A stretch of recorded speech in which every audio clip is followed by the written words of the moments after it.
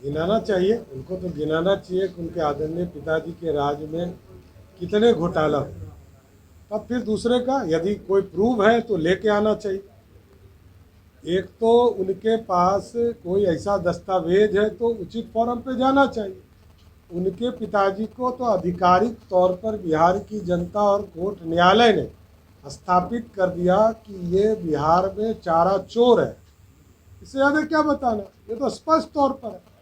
और जहाँ तक जो व्यक्ति चारा खाकर ही इस प्रदेश को लूटने का काम किया हो, उनके पुत्र यदि इस तरह का बयान दे रहे तो ये अपने आप में दुर्भाग्यपूर्ण है। और आप देखे हुए आदरणीय जगता बाबू गार्जियन है, उनको जिस तरह बेइज्जत करने का काम लगातार राष्ट्रीय जनता दल कर रही है, वो अभिभावक के तौर पर उस पार्टी में है और लगातार बेइज्जत करने का काम किया जा रहा है। इसलिए राष्ट्रीय जनता दल को आत्मज्ञान लेना चाहिए, इसकी समीक्षा करनी चाहिए कि पार्टी के अंदर बैठकर जो वहाँ बुजुर्ग नेता हैं जो लंबे समय तक लालू जी को समर्थन देने का काम किए, उनको इस तरह बेइज्जत नहीं किया जा सकता है। एक विदेशी बेटी भी दावेदार हो गई।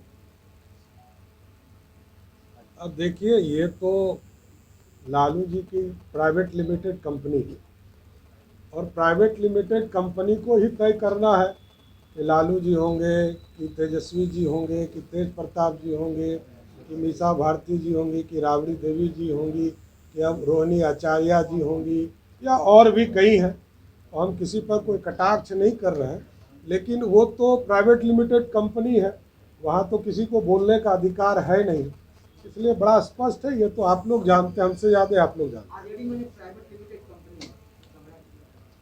200% प्राइवेट लिमिटेड कंपनी है, इसमें कहाँ दो मत है। आरजेडी का मतलब ही पीवीटी है, इसमें कहाँ दो मत है। उत्तर प्रदेश की क्या रणनीति है सर? जेडीयू ने कहा है कि अगर सहयोग में नहीं रखेंगे साथ में बीजेपी तो अकेले चुनाव लड़ेंगे। देखिए, ये सब केंद्रीय नेतृत्व को तय करना है, प्रदेश के स्तर पर ये तय नहीं हो सकता है। राष्ट्रीय स्तर पर उनके राष्ट्रीय अध्यक्ष जी, जनता दल यूनाइटेड के राष्ट्रीय अध्यक्ष जी वार्ता करेंगे और हमारा केंद्रीय नेतृत्व तय करेगा कि उत्तर प्रदेश का स्वरूप क्या होगा। क्या अलग से अगर जेडीयू लड़ती है तो डैमेज होगा बीजेपी? देखिए, ये तो अलग बात है। स्पष्ट तौर पर हम लोग भी चाहते हैं कि एनडीए पूरी तरह इंटैक्ट रहे, एनडीए के सहयोगी भी सब जगह हम लोग साथ मिलकर लड़े। अब है कि केंद्रीय नेतृत्व को तय करना है कि उत्तर प्रदेश का क्या स्थिति है। बंगाल की स्थिति में भी आप लोगों ने देखा है, असम की भी स्थिति को देखा है, लेकिन ये केंद्रीय नेतृत्व तय करता है हमारे यहाँ। जो केंद्रीय नेतृत्व तय करेगा वो काम होगा। हर राज्य में स्थापित करने की बात राष्ट्रीय अध्यक्ष कह रहे हैं। स्वाभाविक है, सभी पार्टी का अपनी इच्छा होती है कि हम अपनी पार्टी को बहुत बड़ा बनाएं, तो उनके भी राष्ट्रीय अध्यक्ष जी यही चाहते हैं, इसमें कहाँ दो मत है। साथ रहेगी बीजेपी। तो साथ नहीं, हम तो साथ हैं। बिहार के मुख्यमंत्री आदरणीय नीतीश कुमार जी के साथ लगातार भारतीय जनता पार्टी का गठबंधन चल रहा है। सवाल है मंत्री जी, बात ये है कि सहयोग कार्यक्रम पहले चलता था, उसके बाद सहयोग कार्यक्रम बंद हो गया। नीतीश जी जब से जनता दरबार लगाने लगे, बीजेपी फिर सहयोग लगाने लगी, क्या मामला है? देखिए, एकदम स्पष्ट है, पहले भी सहयोग कार्यक्रम हमारा चलता था और आज भी चल रहा है। और आदरणीय नीतीश कुमार जी के नेतृत्व में हम बिहार में सरकार चला रहे हैं।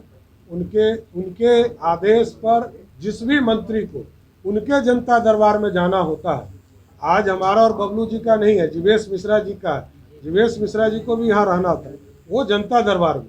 आगे के तारीख में जब हमारा टाइम होगा, हम मुख्यमंत्री जी के जनता दरबार में भी रहेंगे और अपने कार्यकर्ताओं के सम्मान के लिए भी यहाँ हम जनता दरबार जो सहयोग के तौर पर भारतीय जनता पार्टी लगाती है वो लगाती रहेगी।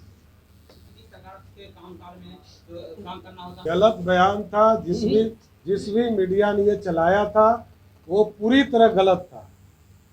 मेरे डिपार्टमेंट ने पिछले 5-6 महीने में जितने कार्य किए होंगे उतना पिछले 30 वर्षों में नहीं हुआ होगा। कानून बदले गए, जो प्रतिनिधियों का सम्मान था उसको बढ़ाया गया कि चुनाव नहीं भी हो पाए कोरोना की स्थिति में, तो उसके बाद जो 2.5 लाख जनप्रतिनिधि थे उसका सम्मान बढ़ाया गया। इसलिए बिहार की सरकार लगातार काम कर रही है, काम में कोई दिक्कत नहीं है। स्पष्ट तौर पर मैं ये कह देना चाहता हूँ, लगातार हम काम कर रहे हैं, बिहार की जनता के आशा और उम्मीद पर खड़े उतरने का काम कर रहे हैं।